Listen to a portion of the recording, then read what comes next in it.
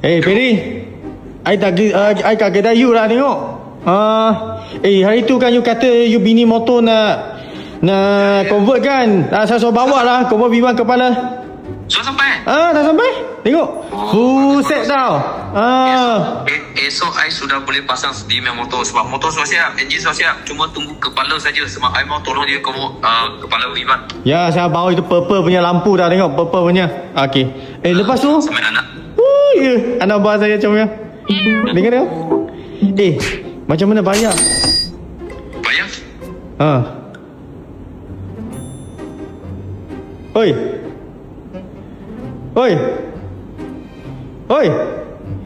Oi. Halo. Oi.